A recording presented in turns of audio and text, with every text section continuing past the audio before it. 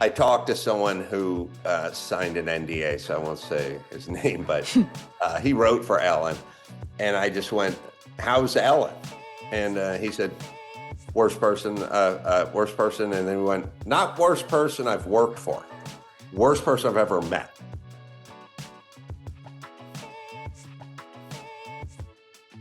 It is an extraction from a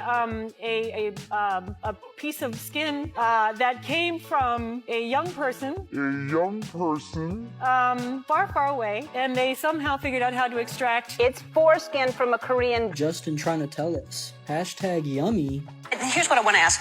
Yummy. What does that mean exactly? My side. Okay. That's what I thought it was. My Adam Corolla just went and said the part everybody else is too scared to whisper.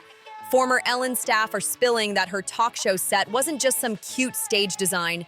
It was a straight-up replica of Epstein's infamous temple on Little St. James Island. Same blue and white colors, palm trees, even the exact layout. And here's the kicker. Out.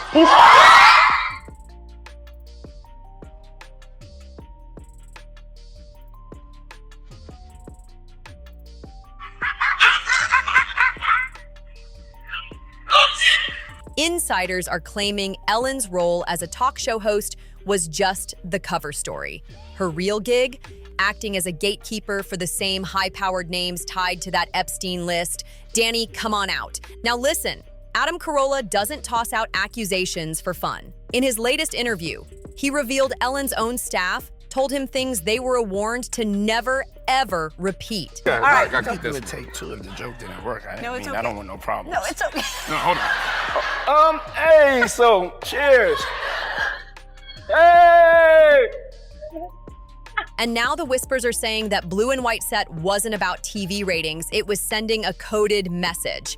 See, Ellen and Epstein, they're linked through mutual friends in Hollywood's politics meets money pipeline. In that world, you don't text. You send signals through symbols, art, stage set pieces, even color codes. And just last week, brand new photos dropped from Epstein's Manhattan townhouse showing bizarre artwork, creepy paintings, and unsettling photographs that'll make your skin crawl. Rationalization, I was able to call my husband. I clearly know that Friday night, I took a night rest. No, you don't take my phone. Don't take my phone from me. No, that was true. Oh my God, Steven, no. We're talking about the same powerful crowd Ellen's tight with, like the Clintons and even former President Bush. And before any of this started leaking, some of her old staff had already hinted that Ellen wasn't just guarding her own brand, she was protecting the image of people sitting way higher on the power ladder. Or that quick moving that was going on the other side of the vehicle. Oh my gosh, he's completely alive. He was trying to get away. If she really was playing gatekeeper, deciding who got invited, which stories hit the air, and which ones stayed buried, then she wasn't just a talk show host. She was one of the elite's most valuable weapons. And that's where Ellen's late DJ, Steven Twitch Boss, steps into the picture. Twitch wasn't just the guy spinning music, he was part of Ellen's inner circle. He saw everything backstage. The guest lists, the unfiltered off-camera talks, the moments that never made TV. Well, Ellen has always been a mean person. And Ellen's show, people were scared. Watch his face in that clip. When Diddy drops a warning to Ellen about the tapes, it says it all. Then in December 2022, just days before Christmas, Twitch was gone, reportedly taking his own life. No note, no explanation, just 3 children left behind. Or maybe America and Republicans who would quite like to undo the right for gay people to get married. I mean, that's back on the table as a debate, I think, absolutely. isn't it? The Baptist Church in America is trying to reverse gay marriage. They're trying to, at the very least, stop it from happening in the future and possibly reverse it. And Portia and I are already looking into it, and if they do that, we're going to get married here. someone made sure the truth never saw daylight. There were no public warning signs, no hints anything was wrong. But fast forward 3 years, and suddenly, Twitch's widow, Allison Kerr, who just so happens to be one of Ellen's close friends, drops a book claiming Twitch was an addict. Yet here's the thing, there was never a single sign he touched drugs or even alcohol. Meanwhile, Allison herself has a public track record of drunken blow-ups. So tell me, what's really going on here? Did Twitch stumble on something behind the scenes? Did he overhear a conversation or witness something that made him a liability? This is F3. She says she moved to the UK because of Trump, which reminds me of exactly what you were just saying, Adam, that something about Trump himself seems to have triggered the unraveling of very talented people. Do you consider Ellen to be one such case? Well, Ellen has always been a mean person. Mm-hmm. And it's not, she had her dust up with the press and these stories probably 2 or 3 years ago, but I did her show. And I mean, look, I'll tell you truthfully sort of how it works when you do every show. Every show has its own kind of personality, the show itself, not the on-air show, but the behind the scenes.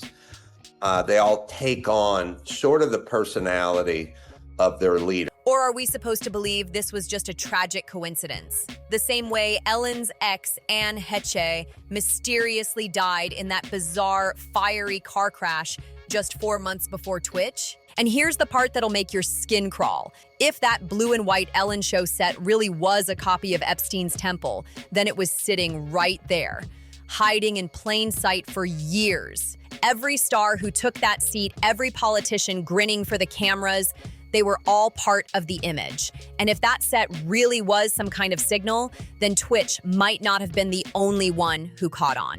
Now, Adam Corolla is saying that all those stories you've heard about Ellen being a mean girl, that's just the surface. The real truth, she might be rotten straight to the core. This past week, Adam Corolla hit the after party with Emily Jasinski and dropped some seriously chilling details about Ellen and her empire. He was reacting to a resurfaced interview where Ellen sat down with English TV host Richard Bacon, and in it, she once again claimed she moved to the UK because of Trump's stance on gay marriage. Ellen's show, people were scared, real scared.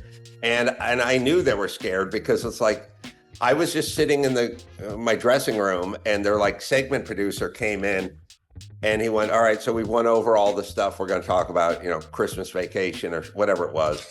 I go, yeah. And he goes, you're not going to talk about meat or beef or anything like that, right? And I go, no, I'm not. I'm just going to talk about the stuff we talked about, going on vacation or Christmas or the kids or, their anecdotes, Oh, okay, all right. And he came back 20 minutes later right before I went out, and it's like, okay, but don't talk about beef or meat or any. And I was like, you got 2 warnings?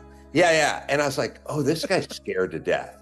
But here's where it got weird. She tossed out this odd little remark about how she and Portia de Rossi would get married in the UK if Trump ever reversed gay marriage in the US. Then when asked directly if Trump's election was the reason for her move, Ellen answered, yes, we got here the day before the election and woke up to a bunch of crying emoji texts from our friends. I was like, he got in. And we're like, we're staying here, but hold on. Ellen claims she fled to the UK because Trump won and she feared he might reverse gay rights. But here's the hole in that story. This is Trump's second term. If it was really about his politics, why didn't she pack up and leave back in 2017? Doesn't add up one bit. And that's where Adam Carolla's take starts hitting hard. Insiders say it wasn't just Trump's stance that rattled her, it's the heat closing in on this entire elite network from both political sides. People who worked under Ellen for years say Americans have been so locked into the left vs right drama that they don't see the bigger picture. And then later on, I talked to someone who signed an NDA, so I won't say his name, but he wrote for Ellen. And I just went, how's Ellen? And he said, worst person. And then we went, not worst person I've worked for, worst person I've ever met. And by the way, I knew the guy did Rosie when Rosie was the Judy Chubb Club, the worst and the meanest. So I don't know, some sort of mean off between Rosie in her prime and Ellen in her prime, the clash of the Titans. She's not a nice person at all. which now everyone knows what I knew 15 years ago or whenever I learned it, but now that seems to be common knowledge, which I was trying to explain to everyone how mean she was. Not because she was mean to me, because everyone was scared of her, which means she's mean. She's not going to be mean to me. I'm a guest on the show, right? So I wouldn't know it from my exchanges. I would know it with how her staff was cowering. Epstein's connections weren't tied to one party. They stretched everywhere. And Ellen, along with her producers, they might be sitting in those very same elite circles. Remember, former Ellen staff already blew the lid on several producers accused of inappropriate behavior and harassment toward young male and female employees. And here's the wild part. Ellen didn't cut those producers loose until the public outrage got too loud to ignore. One former employee claimed executive producer Kevin Lehman straight up asked him at a company party if he could give him a job or perform something sexual in a bathroom. Another said they personally saw Lehman grab a production assistant's private parts. And according to staff, he'd pull stunts like that in front of 10 people, with everyone nervously laughing it off like, oh, that's just Kevin being Kevin. Now back to Adam Carolla's jaw-dropping comments. He says the stories you've heard about Ellen mistreating staff, that's barely scratching the surface. According to Adam, the vibe on set was pure fear. People were terrified of her. He told one story about a producer so nervous before his appearance that he circled back twice to warn Adam not to mention meat or beef at all. Why? Be early? Yes, I'm trying to be early. Are you going to be early for my party? Yes, I am. No. No. You know I have to arrive fashionably late. All right. Not too late, though. Not too late? Not too late, please. What time would you like me there? I'll tell you later. Okay. But not too late.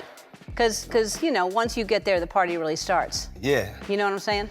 I got you. I promise you I'm not gonna let you down on this big one. Like, what time will it go till? That's a different type of party, though. Uh-huh. No, it'll go from like 9:30 to like maybe 3 o'clock, 3 o'clock. And then, you know, we have the top 2 floors of the hotel. Mm-hmm. And then it will carry on there? Yeah. Mm-hmm. Then No, I mean the after party. Mm-hmm. No, I know about that. Because Ellen's obsession with veganism is so extreme, she doesn't just refuse meat, she bans anyone from even talking about it in her presence. But Adam wasn't done spilling tea. He revealed he once spoke with a writer who had signed an NDA, someone who worked directly with Ellen. And that writer flat out said she was the worst person they had ever met. Let that sink in. Not just the worst boss, but the worst human being they'd ever crossed paths with. And these aren't strangers making guesses. These are people who saw her up close year after year when the cameras were off and the real personality came out. Now, about that Epstein connection, there's a major overlap between the Epstein files and the Diddy case. And while Ellen now tries to act like she barely knew Diddy, the receipts say otherwise. Back in 2016, for Diddy's birthday, Ellen tweeted, "Happy birthday, P. Diddy, Puff Daddy, Sean Combs, or as I call him, Cuddle Mix, Snuggle Stuff. You don't need to know why." He wasn't just a guest, he was one of her favorites, appearing on her show 17 times. And every time he walked out, it felt like they were talking in code about those infamous parties. And remember that awkward moment when Ellen shot Diddy a strange look as he tried explaining why he's into baby talk? Yeah, it hits different now. I walked in with an IV. I know. I walked back there and he's Okay. literally holding an IV. You just took that out yourself? They said that I would have to stay. I said, no, I have to go. I said I could pull that out myself. So I walk in and I'm talking to Ellen. I have the IV and then the blood is going down. I start to panic. I go into the bathroom and I pulled it out myself and I just made it here and I love you. Multiple people who've been inside those so-called freak-offs claim Diddy would hook participants up to IV fluids afterward to help them recover. Now, check out this Ellen show clip where Diddy strolls in late and casually tells Ellen he had to rip out an IV backstage. So for Ellen to now play dumb, claiming she knew nothing about Diddy's lifestyle, feels like one massive red flag. And here's another one. She left the US just weeks after Diddy's arrest. The feds took him down on September 16th, 2024. By November 20th, news broke that Ellen and Portia had packed up and moved to England. A source close to them even said Ellen sold off her Montecito estate and told friends she was never coming back to the States. So are we really supposed to believe all this is just random coincidence? Ellen's sudden move to the UK, her cozy ties with Diddy and others inside Epstein's circle, that eerie blue and white set design looking exactly like Epstein's Island Temple, and the back-to-back tragedies of Anne and Twitch dying just 4 months apart? And here's where it gets even darker. New claims say these global elites have been communicating through symbols all along. Just take a look at these freshly surfaced photos from Epstein's Manhattan mansion. His bedroom decked out in the same blue and white stripe pattern as his temple. And yes, Ellen's set.